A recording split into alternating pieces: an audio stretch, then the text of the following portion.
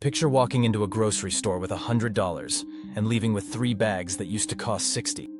Imagine earning the same salary you made 5 years ago while your rent climbs toward the clouds and your care insurance doubles without explanation. This isn't some dystopian nightmare or economic theory from a textbook. This is Tuesday afternoon in America, where families making decent money find themselves calculating whether they can afford both groceries and gas in the same week. The phrase living paycheck to paycheck has become almost quaint, like describing a house fire as slightly warm. We've entered something far more sinister. People aren't just stretching dollars anymore. They're performing financial gymnastics that would make circus performers dizzy, borrowing against tomorrow to survive today, watching their purchasing power evaporate faster than morning dew. What we're witnessing across America is an economic suffocation so gradual that most people don't realize they're holding their breath until they're already gasping. The numbers tell a story that should terrify anyone paying attention. Over 60% of Americans now live in this financial purgatory. But here's the twist that nobody saw coming. Even households pulling in 6 figures are drowning right alongside minimum wage workers. Think about that for a moment. Families earning what used to guarantee middle-class comfort are now rationing their spending like survivors on a life raft. The American dream didn't just get expensive. It got repriced completely out of reach, turned into a subscription service where the monthly fee keeps rising and the benefits keep shrinking. Since 2019, the average household spends nearly $80 more each month just to maintain the same basic standard of living they had before. Food costs have exploded by 68%. Housing has climbed 37%. Utilities jumped 41%. Healthcare premiums shot past 55% increases. Meanwhile, wages crawled forward by a measly 3%, like trying to outrun a wildfire on crutches. But here's where the story gets truly disturbing. The government keeps insisting everything is under control. Officials wave around statistics showing inflation cooling down, unemployment staying low, and economic resilience holding strong. They're measuring averages while real people experience mathematical impossibilities. It's like declaring a flood manageable because the water level looks reasonable when you average the dry land with the submerged neighborhoods. The cruel irony is that a dollar bill from 2019 now purchases about 72 cents worth of actual goods. Your money didn't just lose value. It got systematically hollowed out while you were working harder than ever to earn it. The currency still says "In God we trust," but the economy now operates on debt, not faith. Walk through any American city, and you'll see the evidence everywhere, hiding in plain sight. Grocery carts with fewer items. Families sharing meals at restaurants. Young adults moving back home not because they're lazy, but because independent living has become mathematically impossible. College graduates with degrees and full-time jobs sleeping in cars, because even studio apartments require proof of income that exceeds what they'll ever earn. The system has created a new category of citizen: the working homeless. These aren't people who lost their jobs or fell through cracks in social safety nets. These are delivery drivers, retail managers, medical assistants, and warehouse clerks who show up to work every day and still can't afford basic shelter. They're the invisible casualties of an economy that monetizes human desperation. Credit has become the new oxygen, except it's poisoned. Americans collectively owe over $1.25 trillion on credit cards alone, with interest rates averaging 24.5%. Those aren't borrowing rates. Those are extortion rates, designed to ensure that debt becomes permanent, that freedom becomes conditional, and that survival requires constant negotiation with financial institutions. The psychological warfare is perhaps the cruelest aspect of this entire operation. People blame themselves for struggling when the system itself has been engineered to make struggling inevitable.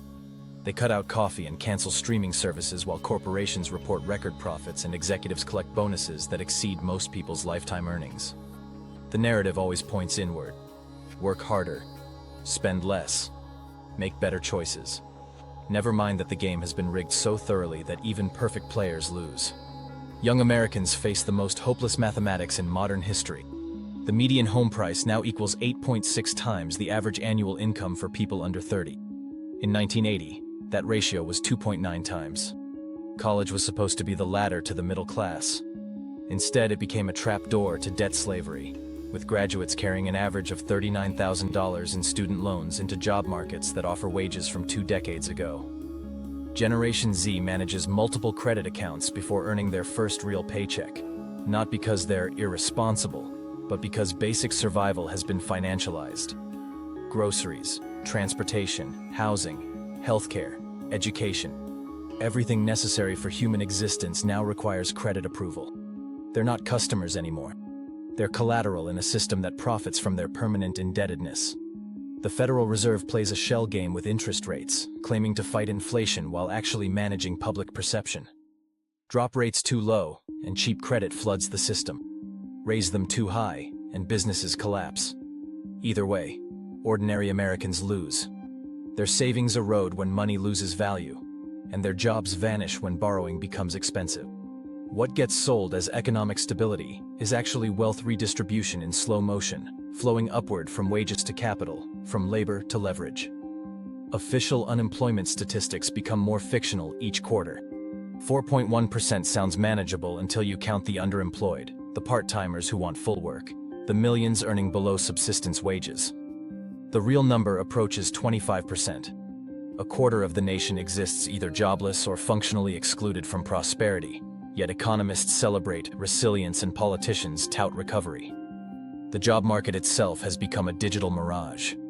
Companies flood hiring platforms with phantom positions they never intend to fill, creating the illusion of opportunity, while actual openings remain as rare as unicorns.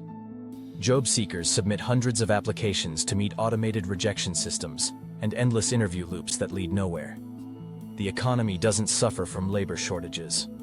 It suffers from living wage shortages. Meanwhile, shrinkflation turns grocery shopping into a magic show, where packages shrink while prices stay the same. A box of cereal that once fed a family for a week now lasts 4 days. Utilities add adjustment fees. Landlords impose market corrections. Insurance companies quietly lift premiums under risk recalibration. Every essential service has become a subscription to survival, with monthly rates that climb faster than wages ever could. The most insidious part is how normal this abnormality has become. People discuss their financial stress in hushed tones, as if poverty were contagious or personal failure. They've been conditioned to see systemic collapse as individual shortcomings, to blame themselves for droning in an economy designed to extract every possible dollar from human necessity. What we're experiencing isn't traditional inflation or recession. It's something entirely new. An economic recalibration where survival itself carries a premium, where breathing costs money, and where the simple act of existing requires constant financial negotiations with institutions that profit from human desperation. This isn't just about money anymore.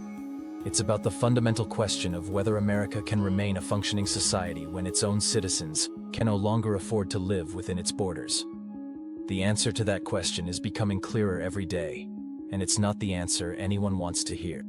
Behind every statistic, every percentage point, every economic indicator lies a human face staring into an impossible future. These are teachers driving for rideshare companies after school, nurses picking up weekend shifts at retail stores, engineers freelancing online just to cover basic expenses. The professional class that once defined American stability now joins the ranks of the perpetually hustling. This isn't about people making poor financial decisions or lacking ambition. This is about a machine that requires human exhaustion to function, that converts hope into interest payments, that transforms citizens into revenue streams. The system doesn't just tolerate desperation. It depends on it, feeds on it, grows stronger from it. Consider the mathematics of modern American life. A family of 4 now spends over 80% of their income on non-discretionary expenses. Housing, food, utilities, transportation, healthcare. The basics that used to consume 60% of a household budget just a decade ago. That leaves 20% for everything else.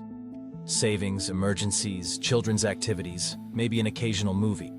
20% to build a life worth living. But even that 20% is under assault.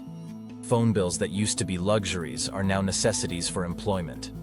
Internet service required for work, school, and basic civic participation.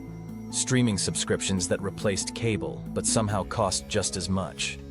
Car insurance that doubles without explanation. Every month brings new mandatory expenses disguised as choices, new ways for money to disappear before it ever feels earned. The psychological toll of this financial treadmill extends far beyond bank account balances. Anxiety has become the default emotional state for millions of Americans. Not the occasional worry that comes with temporary hardship, but the constant, gnawing fear that one unexpected expense will trigger total collapse. 63% of young adults report daily money anxiety, a rate higher than any previous generation in American history. Sleep becomes elusive when every night brings calculations of what bills can be delayed, what expenses can be cut, what dignity can be sacrificed for another week of survival. Relationships strain under the constant pressure of financial negotiation. Dreams get deferred indefinitely, not because they're unrealistic, but because dreaming requires the luxury of security that no longer exists for most Americans. The cruelest aspect of this transformation is how it masquerades as personal responsibility. Social media floods with financial advice that treats systemic collapse as individual failure. Cut your coffee budget. Start a side hustle. Learn to invest. The same corporations raising prices by double-digit percentages while reporting record profits somehow convince their victims that poverty is a character flaw, that struggling means you're not trying hard enough. This narrative engineering serves a specific purpose. As long as people blame themselves for systemic problems, they won't organize to demand systemic solutions. Exhausted, isolated, and constantly hustling for survival, they become the perfect workforce. Grateful for any opportunity, willing to accept any wage, too tired to demand better conditions. The housing market exemplifies this psychological manipulation perfectly. Potential homeowners are told they need better credit scores, larger down payments, higher incomes. The problem is always personal inadequacy, never the fact that private equity firms have converted entire neighborhoods into investment portfolios, that speculation has replaced habitation as the primary function of housing, that shelter has been transformed into a financial instrument. Renters face the same gaslighting. Can't afford the rent increase? Find a cheaper place. Can't find a cheaper place? Get a better job. Can't get a better job? Improve your skills.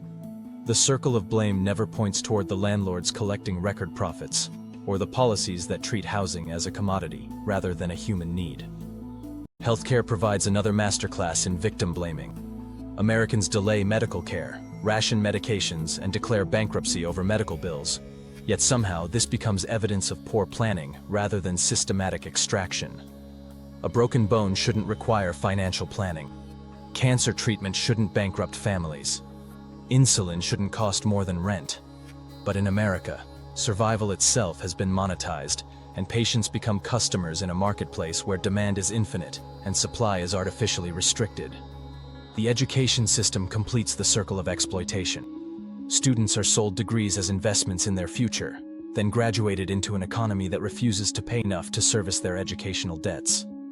The same institutions that profit from student loans blame graduates for choosing expensive schools or impractical majors.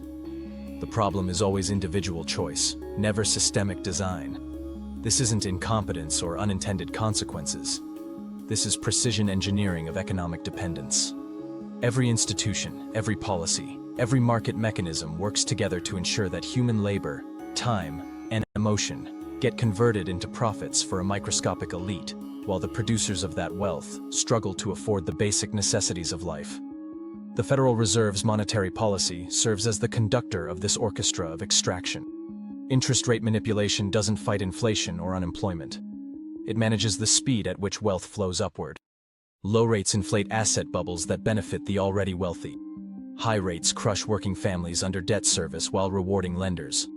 The dual mandate of stable prices and full employment has become a paradox that ensures instability for everyone except financial institutions. Corporate America has perfected the art of socializing costs while privatizing profits. When banks fail, taxpayers provide bailouts. When corporations struggle, governments offer subsidies. When working families face hardship, they're told to pull themselves up by their bootstraps. The system privatizes success and socializes failure, ensuring that risk always flows downward while rewards always flow up. The most tragic aspect of this entire structure is how it destroys the very foundation of democratic society. When citizens spend all their energy on survival, they have no capacity for civic engagement. When every decision is financial, political participation becomes a luxury most can't afford. Democracy requires an informed, engaged populace with enough security to think beyond immediate needs. What we have instead is a population too exhausted to vote, too stressed to organize, too isolated to resist. The American experiment is failing not because of external enemies or natural disasters, but because it has been hijacked by forces that profit from human misery. The system that once promised opportunity now delivers only anxiety. The economy that once rewarded hard work now punishes anyone who isn't born wealthy. The society that once valued human dignity now treats people as disposable resources. This isn't sustainable, and everyone knows it. The question isn't whether this system will collapse, but whether that collapse will be controlled or chaotic, whether it will lead to reform or revolution, whether Americans will wake up in time to save their country or sleep through its transformation into something unrecognizable. The signs are everywhere for those willing to see them. The foundations are cracking, the facade is crumbling, and the mathematics of exploitation are approaching their logical conclusion. What we've uncovered here isn't just an economic crisis. It's the systematic dismantling of the American social contract, repackaged as individual failure and sold back to us as opportunity. Millions of hardworking Americans aren't living paycheck to paycheck anymore, because that implies there's still something left over between paychecks. Instead, they're drowning in an ocean of debt while being told they're not swimming hard enough. The numbers don't lie, even when the institutions measuring them do. 60% of Americans trapped in financial quicksand. Credit card debt exceeding $1 trillion. Housing costs that require mathematical impossibilities. Wages that haven't moved while everything else doubles in price. This isn't a temporary adjustment or economic growing pains. This is the new normal, designed by those who profit from desperation and maintained by those who mistake symptoms for causes. The most chilling realization is that this system doesn't need to hide anymore. It operates in broad daylight because it has convinced its victims that their suffering is their fault.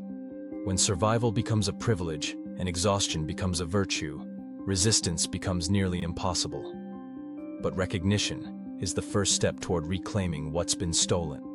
The American dream isn't dead. It's been held hostage, and the ransom note is written in fine print on every contract, every lease, every loan application that turns citizens into customers and democracy into a subscription service nobody can afford to cancel.